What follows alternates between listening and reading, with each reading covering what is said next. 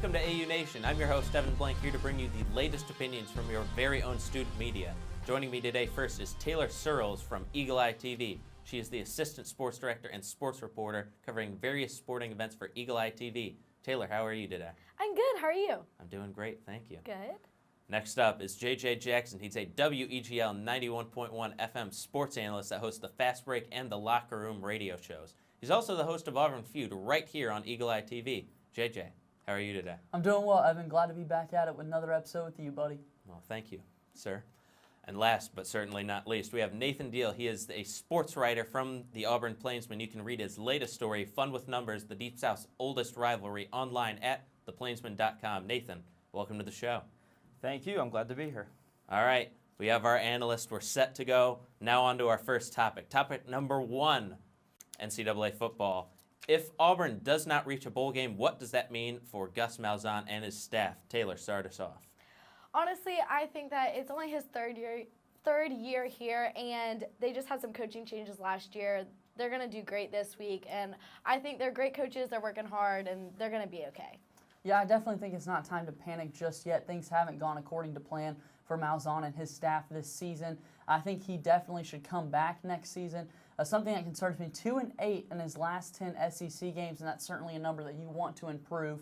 But if they don't reach a bowl game, yeah, I think it's time to go because you're playing Idaho this week, and I think they'll beat them this week. But definitely give him one more shot. Well, the context of losing to Idaho could definitely change it, but Idaho, one of the worst teams in the FBS, only 3 wins this year, lost their leading receiver for the year, so Auburn should win that game. I look at Gus Malzahn. He had enough success his first year. Some of the offensive staff may be in trouble even if Auburn makes a bowl game, even if Auburn wins a bowl game. But with the investment made with Muschamp, with the buyout, there's just way too much for Auburn to get rid of at this point. And also you have some new quarterback recruits coming in, guys that are fast. And history has shown that Malzahn's offense is much better with a dual threat quarterback. This isn't even the worst offense he's had. That 2011 offense was terrible. His next offense, 2013 national championship game. So yeah, Malzahn should get another chance. And I think that's a good point you made there about that buyout being very expensive. And Evan, I know you and I have talked about this off air, just how expensive that buyout is, and something that move that Jay Jacobs in that athletic department don't want to make quite yet.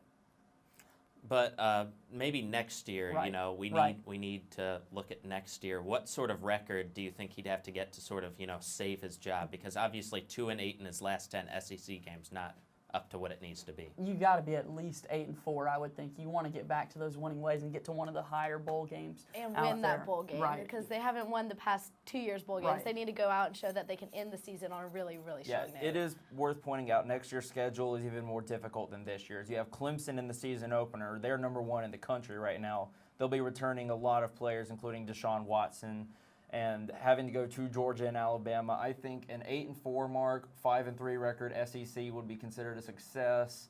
So I think that would definitely be enough. 7-5 or worse, there could be some heat. Right. All right, we move on. Topic number 2, we stick with college football.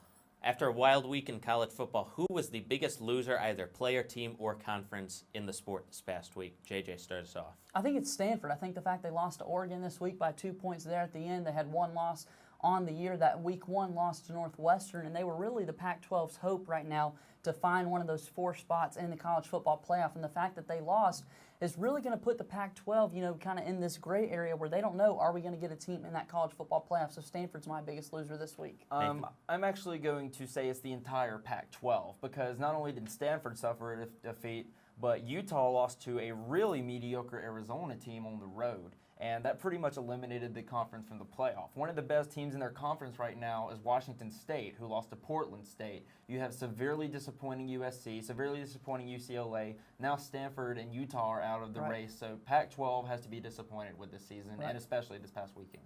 Taylor. I'm going to go with Boise State. They lost to New Mexico. This was only their 4th loss at home since 2001. They broke an 18-game winning streak at home to a team that has had, like, the past few seasons have been losing seasons for them. So I just thought that was really disappointing. Yes. I like that, Taylor. Little outside the box. 4 words. We are the Lobos. That's right. But going back to the Pac-12, I think obviously going into this season, the Pac-12 was sort of perceived as really the second best conference behind the SEC, really nipping at their heels. Do you think a lot of people are criticizing them, saying, maybe this conference isn't as good as we thought, where if this was happening in the SEC, it would more likely be, well, these teams are all so good and they're beating each other up. Talk a little bit about that, any of you three. Well, the difference is, you could say for Arkansas they lost to Toledo, but Toledo was still ranked for most of the year. Washington State is now 7-3 this year. One of those losses is to Portland State in the season opener. A good FCS team, but they're still an FCS team. And USC was a top 10 team, and they've been really mediocre this year, losing 3 games, barely beating Colorado. UCLA losing at home to Washington State. Pac-12 has just been disappointing. That Stanford lost to Northwestern, still perplexing too. People say time zones and whatnot, but they had all offseason to prepare for that game and still got beat pretty handily. So I think it's been a disappointing season. It's still a good conference, but if we're talking second best conference, I think you have to look at the Big Ten right now.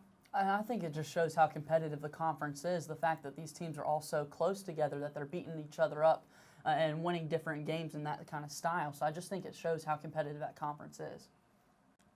All right. By the way, Nathan, Mike Leach's Washington State team, very underrated. People need to, give them a little more respect. They're in both of the rankings this week, might make an appearance tonight. That's right. We move on. Back to college football now. We got game picks, 4 big ones for you. We're going to just go right down the line. Taylor, JJ, Nathan, in that order for all 4 picks. Just your pick and 1 or 2 sentences about it. First game up in the SEC, LSU at Ole Miss. Taylor, start us off. I really think that LSU is going to take this game. Their quarterback, Zach, has been doing great, and I think they're going to come back after their loss last week and win out this week. I have to agree with you. I think LSU is going to win this one. They've lost 2 straight games.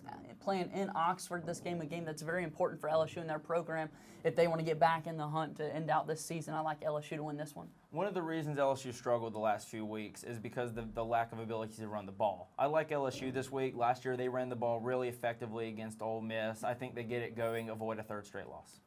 All right, next game. Big one in the Big Ten in Columbus. Game day will be there. Michigan State at Ohio State. Taylor. I think Ohio State, they've got the bigger players, the better players. They know how to make those big plays to really win, and so I think that overall they're going to take the win on this one. I agree. I've been waiting for this game for a really long time for this season. I like Ohio State to win at home. J.T. Barrett, Urban Meyer went with J.T. Barrett to be his starting quarterback to finish out the year, and that offense is so explosive when he's under center, and he's able to get things going, hand the ball off to Ezekiel Elliott and Braxton Miller and the other guys. I agree with that. Ohio State, for all the talk that they have been underwhelming this year, they're still one of the best teams in the country as far as outgaining opponents per game.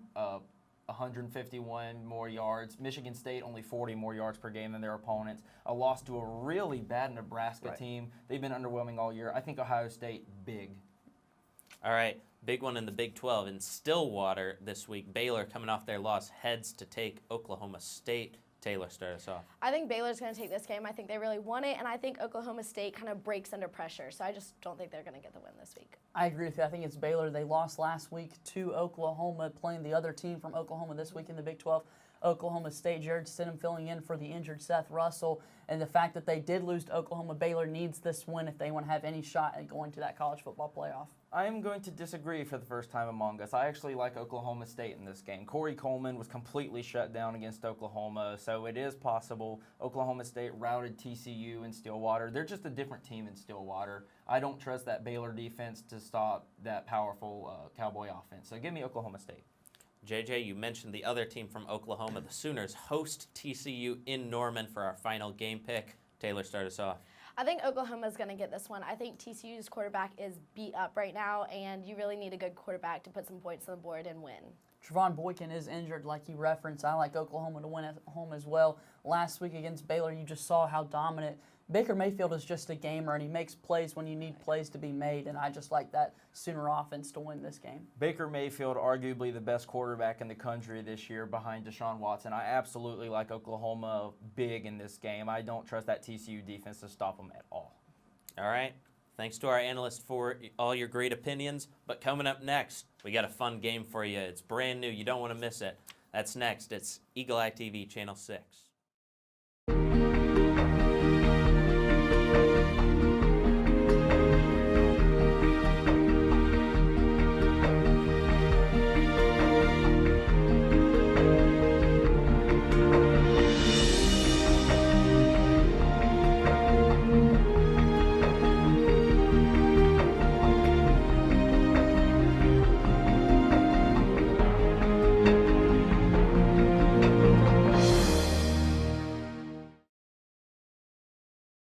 Welcome back to AU Nation. I'm your host, Evan Blank. We move on to the game show portion, and we play a brand new game. I'm excited about this one called Firing Blanks. In this game, we give our analysts each 5 questions in a rapid-fire manner. They have 60 seconds to answer all 5 questions. The analyst who has the most correct answers will try out our final question, which we call Point Blank.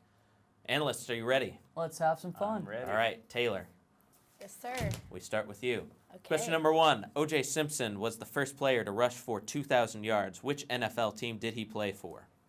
The Bills.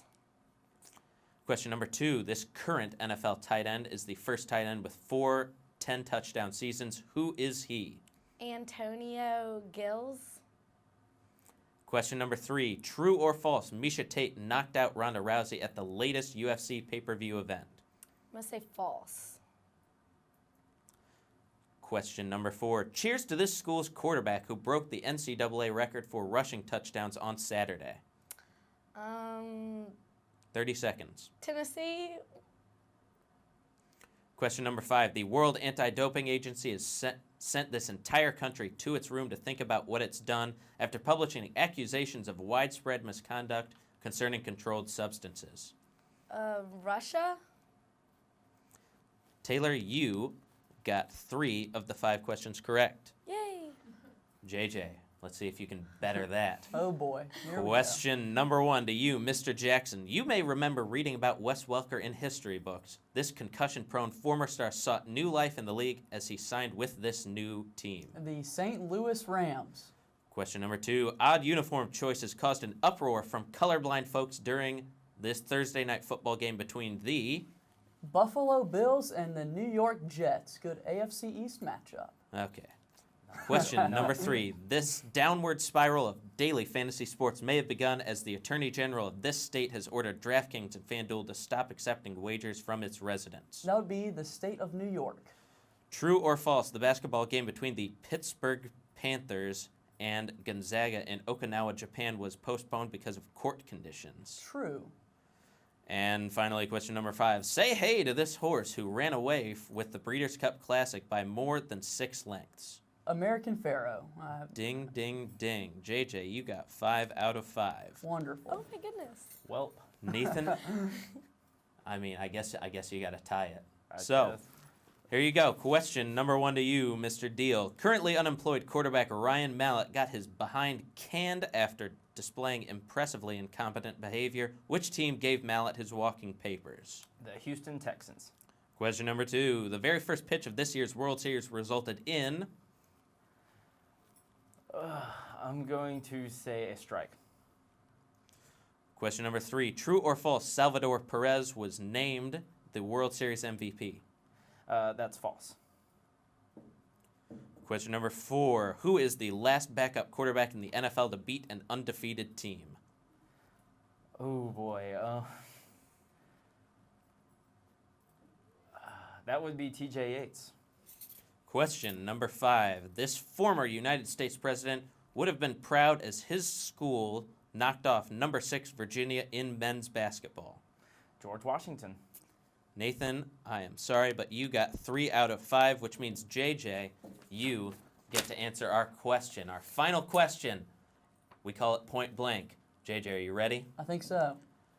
There are 2 college football rivalries nicknamed the Holy War. Notre Dame and Boston College started their rivalry in 1975, but this other one started back in 1896. Who are these 2 teams? The Holy War. Well, Evan Blank, I am not well versed in the Holy War college football rivalries. I'll take a shot at this one. The Holy War. Let's go. I have no idea, to be honest with you. I'll throw out Harvard and Yale. That's completely wrong, but... That's incredibly wrong. That is incredibly wrong. JJ, you won our game but failed to answer point blank. The answer we were looking for was BYU and Utah. That makes sense. That does You know, make out there, sense. Mormons and Holy War. Got it. So there you go. That was our brand new game show, Firing Blanks. I'm a big fan of that one. Coming up next, it's our burning question. It's on the NCAA and the NBA. You don't want to miss that one. It's AU Nation on Eagle Eye TV, Channel 6. This is a place where it only takes a second to imagine your future. Grasp a new concept in class. Inspire a child's curiosity. Discover a real-world solution. Seize an unexpected opportunity. There goes Davis! This is where you gain the preparation, confidence, and determination to succeed. This is Auburn.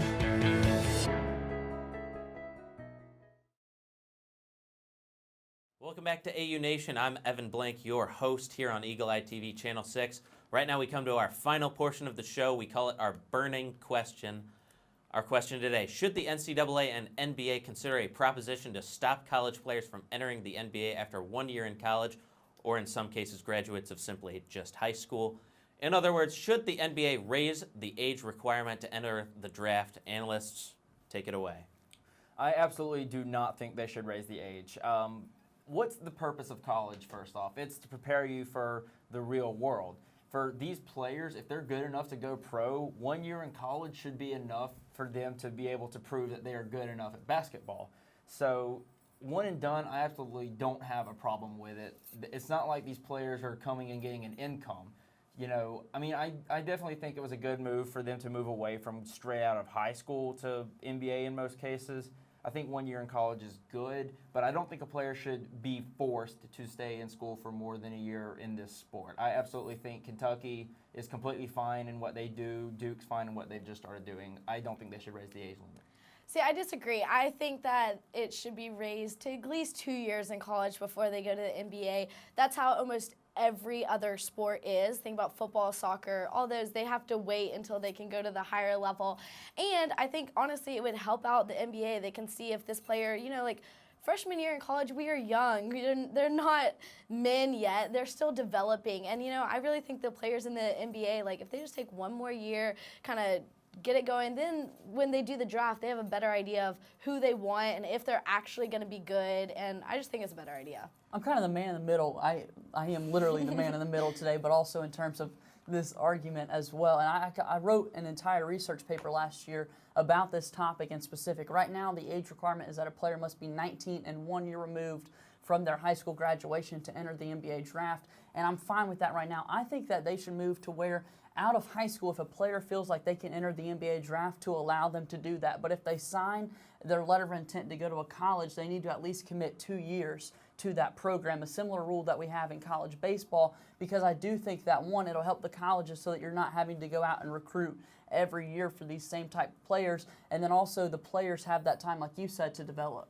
Well, I disagree with that. Like, I disagree with points that both of you brought up. You said that they get the choice of either going to high school or multiple years of college.